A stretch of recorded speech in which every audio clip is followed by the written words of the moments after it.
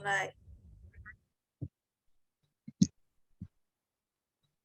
Baik, Assalamualaikum warahmatullahi wabarakatuh. Waalaikumsalam warahmatullahi wabarakatuh. Selamat siang semuanya. Ucapan terima kasih tak lupa kami sampaikan kepada Bapak Mirwan Hamid MPDI, selaku dosen pengampu mata kuliah Pendidikan Agama Islam, sekaligus dosen pembimbing kami. Kami dari kelompok 8 akan mempresentasikan hasil diskusi kami mengenai sikap ihsan sebagai implementasi muttaqin. Untuk itu pertama-tama izinkan kami untuk memperkenalkan diri terlebih dahulu. Saya sendiri Farhan Abdul Ghani dengan MPM terakhir 100. Kemudian ada Silke Syaida dengan MPM terakhir 128. Lalu ada Rizky Febi Amelia dengan MPM terakhir 092. Lalu ada Rusmelia Rianti dengan MPM terakhir 114. Lalu ada Faras Salwa An-Najah dengan MPM terakhir 024. Kemudian ada Saidati Rahmatul Salita dengan MPM terakhir 164. Lalu ada Ibra Maulana dengan MPM terakhir 030. Kemudian ada Diva Salsabila dengan MPM terakhir 108. Lalu ada Lulu Lutfia dengan MPM terakhir 022. Dan yang terakhir ada Gina Risti Rihadatulaisi dengan MPM terakhir 022. Baik, selanjutnya akan dibahas materi pertama mengenai makna sikap ihsan yang akan disampaikan oleh saudari Rizky Febi Amelia. Kepada Rizky Febi Amelia, dipersilahkan. Oke, jadi pada kelompok kami akan dijelaskan materi pertama mengenai makna ihsan. Seperti yang mungkin teman-teman bisa lihat di layar, ihsan dalam bahasa Arab berarti kesempurnaan atau terbaik. Dalam Islam, ihsan adalah seseorang yang melakukan perbuatan baik dan menahan diri dari dosa. Jadi bisa dibilang ihsan ini adalah amalan baik atau perbuatan baik yang dilakukan seseorang ke seseorang lainnya atau dari manusia satu ke manusia lainnya. Seperti contoh, sikap ihsan kita kepada orang tua dengan kita menjalankan perintah dari orang tua dan tidak berbuat dosa.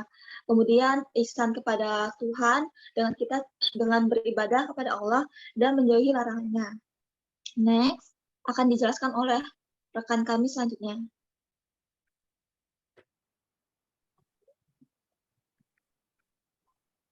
Yang selanjutnya ada dalil sikap ihsan. Yang pertama, ihsan adalah perintah Allah. A'udzu billahi minasyaitonir rajim. Bismillahirrahmanirrahim. Innallaha ya'muru bil adli wal ihsani wa ita'i dzil qurba wa yanha 'anil fahsya'i wal munkari wal bagyi wa'idzukum la'allakum tadhakkarun. Yang artinya sesungguhnya Allah menyuruh kamu berlaku adil dan berbuat kebajikan, memberi pada kamu kaum kerabat, dan Allah melarang dari perbuatan keji, kemungkaran, dan permusuhan. Dia memberi pengajaran kepadamu agar kamu dapat mengambil pelajaran. Quran Surat Ahnal ayat 90. Dalam tafsir As-Sadi disebutkan, ihsan berbuat kebajikan adalah keutamaan yang dianjurkan seperti memberi manfaat kepada manusia dengan harta, badan, ilmu, dan segala sesuatu yang bermanfaat lainnya. Hingga berbuat baik pada hewan ternak pun juga termasuk ihsan. Yang kedua, ada berbuat baiklah kepada setiap orang. Quran Surat Al-Baqarah ayat 83 yang artinya, dan ingatlah ketika kami mengambil janji dari Bani Israel, yaitu janganlah kamu menyembah selain Allah dan berbuat kebaikanlah kepada ibu bapak, kaum kerabat dan anak-anak yatim dan orang-orang miskin, serta ucapkanlah kata-kata yang baik kepada manusia. Dirikanlah sholat dan tunaikanlah zakat. Kemudian kamu tidak memenuhi janji itu, kecuali sebagian kecil daripada kamu, dan kamu selalu berpaling. As-Sadi menafsirkan, yakni berbaktilah kepada kedua orang tua. Perintah ini bersifat kebaikan secara umum, baik itu dengan ucapan maupun perbuatan. Termasuk juga larangan berbuat buruk kepada kedua orang tua, atau tidak berbuat baik meskipun tidak berbuat buruk. Karena jika berbuat baik adalah suatu kewajiban, maka melakukan kebalikannya adalah sebuah larangan. Selanjutnya akan diserahkan kepada rekan saya.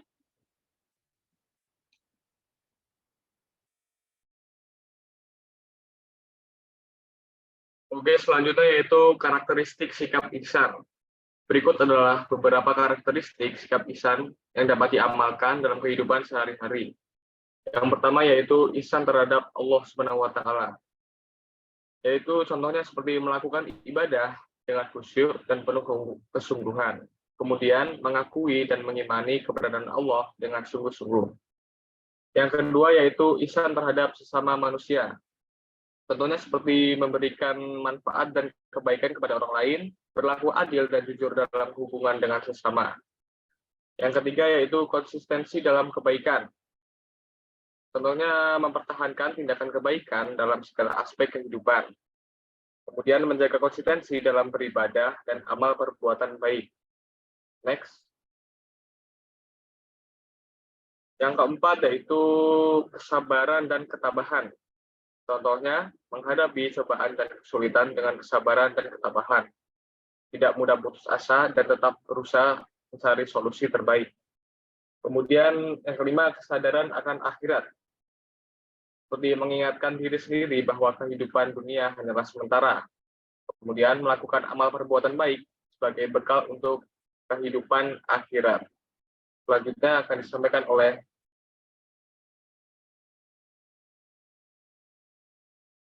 Oke, selanjutnya kaitan antara sikap ihsan dengan implementasi mutakin. Terdapat kaitan yang erat antara sikap ihsan dan implementasi mutakin. Mutakin sendiri artinya orang yang bertakwa dalam level tertinggi. Berdasarkan definisi ihsan, sikap ihsan termasuk mencerminkan kualitas dari implementasi mutakin yang diterapkan dalam kehidupan seorang muslim. Ketika seseorang benar-benar menginternalisasi nilai-nilai Islam, maka itu menunjukkan adanya implementasi mutakin dalam kehidupannya. Hal ini berarti seorang mutakin yang melaksanakan ajaran Islam secara utuh itu bisa dipastikan dalam dirinya memiliki sikap ihsan yang kuat.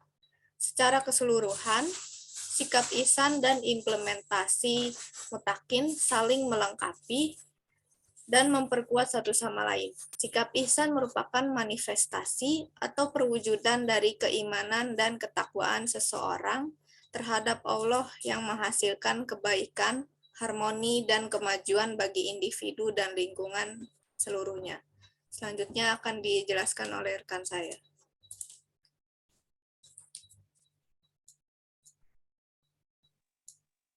Baik, untuk slide selanjutnya, yaitu tentang internalisasi nilai. Definisi internalisasi menurut tokoh atau salah satu tokoh, yaitu Kama Abdul Hakam dan Ensep Syarif Nurdin. Internalisasi diartikan sebagai proses menghadirkan sesuatu, nilai yang adanya dari dunia eksternal menjadi milik internal, bagi individu maupun kelompok. Nilai pada hakikatnya adalah sebuah gagasan seseorang atau kelompok tentang sesuatu kebajikan, baik, benar, indah, atau bijaksana. Untuk materi selanjutnya akan disampaikan oleh teman saya.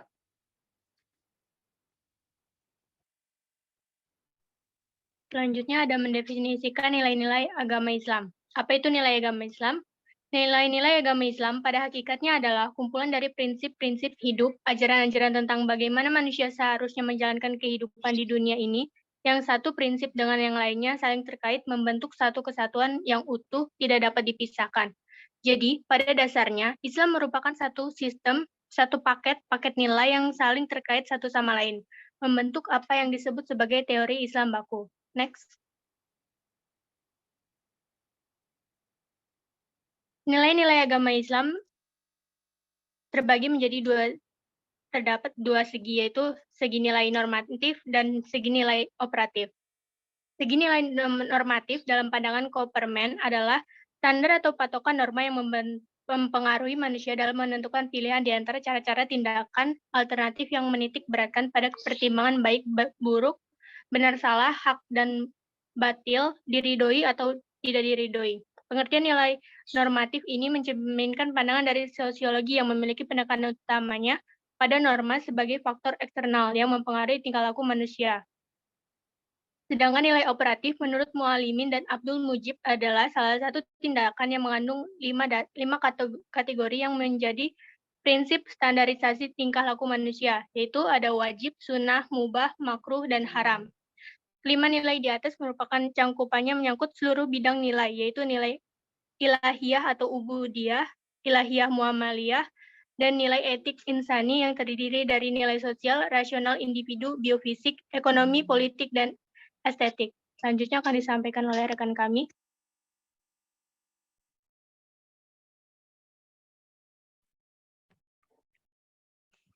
Tahapan internalisasi nilai. Itu dibagi menjadi 3, yaitu 1, adanya transformasi nilai, seperti halnya komunikasi verbal yang terjadi antara guru, pengajar, tenaga pendidik, kepada siswa, pelajar, peserta didiknya. 2, adanya transaksi nilai, dengan jalan melakukan komunikasi dua arah atau interaksi antara peserta didik dan pendidik yang sifatnya timbal balik atau saling membutuhkan. 3, transinternalisasi sikap mental dan kepribadian. Jadi pada tahap ini komunikasi kepribadian yang berperan secara aktif. Next yang akan disampaikan oleh rekan saya. Baik, saya akan menjelaskan tentang mendefinisikan implementasi kesadaran tentang Tuhan dalam kehidupan. Sebelumnya, saya akan menjelaskan tentang pemahaman ketuhanan dan iman. Pada dasarnya, agama Islam melarang membahas tentang hakikat Tuhan, khususnya hal yang berkaitan dengan mempertanyakan wujud Tuhan, karena Tuhan merupakan zat yang imaterial, tidak mungkin dibuktikan wujudnya dan tidak berwujud dalam bentuk misalnya arca atau batu. Larangan tersebut tersurat dalam hadis Nabi yang menyatakan, berpikirlah kamu tentang ciptaan Allah dan janganlah kamu berpikir tentang Allah Subhanahu wa Ta'ala sebagai pencipta, karena kamu tidak akan mampu. Oleh karenanya, sebagai mukmin yang memahami ajaran Allah Subhanahu wa Ta'ala dan sunnah Rasul, kita harus memahami bahwa di balik penciptaan langit dan bumi terdapat tanda-tanda kekuasaan Allah Subhanahu wa Ta'ala. Di dalam Al-Quran sendiri disebutkan setidaknya 3 bukti penting mengenai keberadaan Tuhan, yaitu yang pertama, bukti yang diambil dari kejadian alam yang disebut sebagai pengalaman dasar atau pengalaman jasmani manusia. Yang kedua, bukti tentang kodrat manusia yang disebut pengalaman batin manusia. Yang ketiga, bukti yang didasarkan atas wahyu Tuhan kepada manusia yang disebut pengalaman tertinggi atau pengalaman rohani manusia. Next. Adapun dalil inayah merupakan teori yang mengarahkan manusia agar mampu menghayati wujud Allah Subhanahu wa Ta'ala melalui penghayatan dan pemahaman manfaat alam untuk manusia. Sedangkan dalil ikhtira yang mengarahkan manusia mempelajari tanda-tanda kebesaran Tuhan melalui perenungan terhadap keserasian dan keharmonisan aneka ragam alam, dengan iman yang memiliki landasan bagi perbuatan manusia agar meneladani sifat-sifat terpuji Tuhan. Sehingga iman tidak hanya berupa dogma saja, akan tetapi manusia memiliki pemahaman yang dalam. Next. Selanjutnya akan disampaikan oleh rekan saya. Baik, selanjutnya yaitu mengenai mendefinisikan harmoni dalam keberagaman. Harmoni merupakan serapan kata dari bahasa Yunani, yaitu harmonia, yang memiliki makna terikat dalam keserasian atau kesesuaian. Dalam Kamus Besar Bahasa Indonesia, harmoni diartikan sebagai keselarasan dan keserasian. Harmoni juga memiliki pengertian secara etimologi, yaitu berasal dari kata harmonis yang berarti serasi, selaras. Titik berat dari keharmonisan adalah keadaan selaras atau serasi. Keharmonisan bertujuan untuk mencapai keselarasan dan keserasian, baik dalam kehidupan rumah tangga maupun dalam kehidupan bernegara. Keharmonisan dari segi terminologi bermakna keadaan rukun atau berarti dalam keadaan selaras, tenang, dan tentram tanpa perselisihan dan pertentangan, bersatu dalam maksud untuk saling membantu. Harmoni dapat pula berarti berperilaku rukun atau menghilangkan tanda-tanda ketegangan dalam masyarakat atau antara pribadi-pribadi sehingga hubungan-hubungan sosial tetap terlihat selaras dan baik. Sehingga makna harmoni dalam keberagaman bermakna keserasian dalam kekayaan sosial budaya yang bertujuan untuk menjaga kesatuan dan kesatuan. Next. Di sini ada beberapa contoh sikap yang dapat kita lakukan untuk menghadapi keberagaman. Yang pertama yaitu menghargai perbedaan yang ada di masyarakat, menerapkan sikap toleransi, menghormati adanya perbedaan budaya, bahasa, bahkan pendapat dari orang lain, tidak membanggakan suku sendiri secara berlebihan, tidak merendahkan suku lain, tidak menimbulkan perselisihan, dan saling membantu tanpa membeda-bedakan. Ada pula contoh lainnya yaitu seperti tidak menumbuhkan kebencian terhadap perbedaan, menghormati semua agama yang dianut masyarakat Indonesia, mendukung kegiatan yang berkaitan dengan sikap toleransi, menerima adanya perbedaan, menghormati orang yang berbeda pendapat dengan kita. Keharmonisan juga dalam keberagaman dari sisi agama mengacu pada kemampuan individu yang menganut keyakinan agama yang berbeda untuk hidup bersama secara damai dan saling menghormati. Ini melibatkan mengatasi perbedaan kepercayaan, praktik keagamaan, dan nilai-nilai spiritual yang berbeda dalam rangka menciptakan lingkungan yang harmonis dan inklusif. Penting untuk diketahui bahwa keharmonisan itu keberagaman individu dan komunitas melalui penghargaan, dialog yang terbuka, pendidikan yang inklusif, dan kolaborasi dalam kegiatan sosial, kita dapat menciptakan lingkungan yang harmonis di mana individu-individu dari berbagai agama dapat hidup bersama secara damai dan saling menghormati.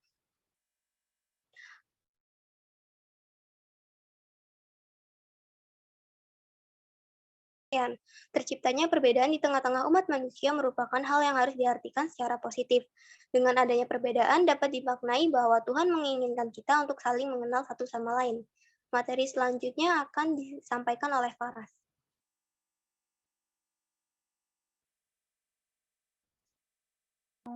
Next slide. Berikutnya mengenai batasan toleransi dalam perspektif Islam. Toleransi dalam Islam dikenal dengan istilah tasamuh. Menurut Muhaimin dalam buku Al-Quran dan Hadis, tasamuh artinya sikap menerima perbedaan, pendapat, pandangan, kepercayaan, atau kebiasaan. Sementara dalam KBBI, tasamuh artinya kelapangan dada. Jadi, memahami konsep toleransi sangat penting agar tercipta suasana saling menghargai dan membantu antar sesama umat manusia. Menurut Dr. Rasidin, dalam buku Inspirasi Kultum dan Khutbah, ada sejumlah batasan toleransi dalam Islam. Batasan itu dibagi menjadi dua kategori, yakni batasan toleransi di bidang ibadah dan di bidang muamalah. Batasan-batasan ini harus selalu dijaga agar umat muslim dapat tetap berada di jalan yang lurus atau kebenaran. Next slide.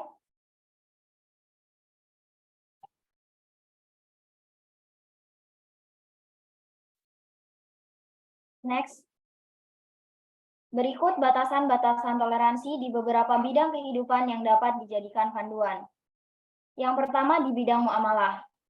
Di bidang muamalah ini terbagi menjadi beberapa bagian. Yang pertama, batas toleransi di bidang akidah.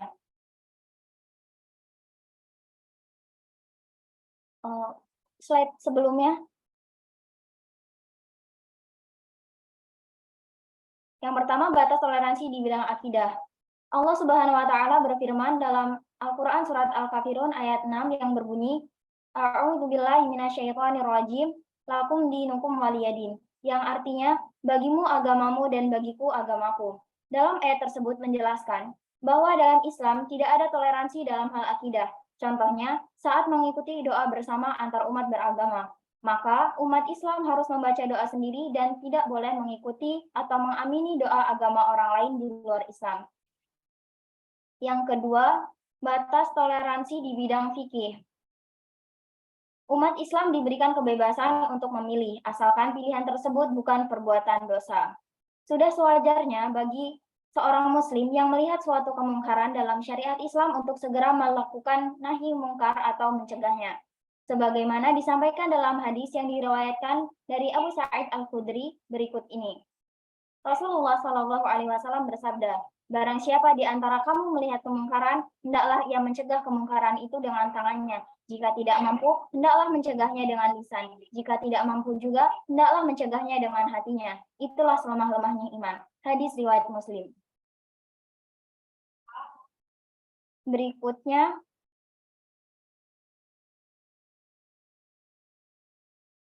batasan toleransi di bidang muamalah. Allah Subhanahu wa taala berfirman dalam Al-Qur'an surat Al-Mumtahanah ayat 8 yang berbunyi A'udzu billahi minasyaitonir rajim. La yanhaakumullahu 'anil ladzina lam yuqatilukum fid din wa lam yukhrijukum min diyarikum an tabarra'u wa tuqsitu ilaihim. Innallaha yuhibbul muqsitin. Yang artinya, Allah tidak melarang kamu berbuat baik dan berlaku adil terhadap orang-orang yang tidak memerangimu dalam urusan agama dan tidak mengusir kamu dari kampung halamanmu. Sesungguhnya Allah mencintai orang-orang yang berlaku adil. Merujuk pada ayat tersebut, maka seorang muslim boleh berinteraksi dengan umat agama lain, asalkan interaksi tersebut tidak mengancam jiwa, harga diri, harta maupun wilayah orang muslim. Yang kedua, batas toleransi di bidang ekonomi. Allah mengajarkan untuk berbuat adil. Karenanya, dalam Al-Quran, Allah melarang adanya monopoli ekonomi yang membuat kekayaan hanya dinikmati oleh sejumlah orang kaya.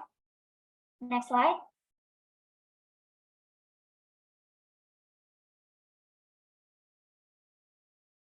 Selain batasan-batasan tersebut, ada juga batasan toleransi di bidang muamalah lainnya, seperti di bidang politik, pidana, hingga keluarga. Adanya batasan ini digunakan sebagai panduan bagi seorang muslim agar tidak tersesat dan berada di jalan yang benar. Mungkin cukup sekian, berikutnya saya serahkan kepada moderator. Baik, demikian presentasi dari kami, dari kelompok 8, mengenai sikap ihsan sebagai implementasi mutakin. Semoga apa yang telah kami sampaikan menjadi bermanfaat bagi teman-teman sekalian. Kurang lebihnya kami mohon maaf, kepada Allah kami mohon ampun. Wallahul muwaffiq ila aqwamit thoriq. Wassalamualaikum warahmatullahi wabarakatuh. Waalaikumsalam. Waalaikumsalam warahmatullahi wabarakatuh.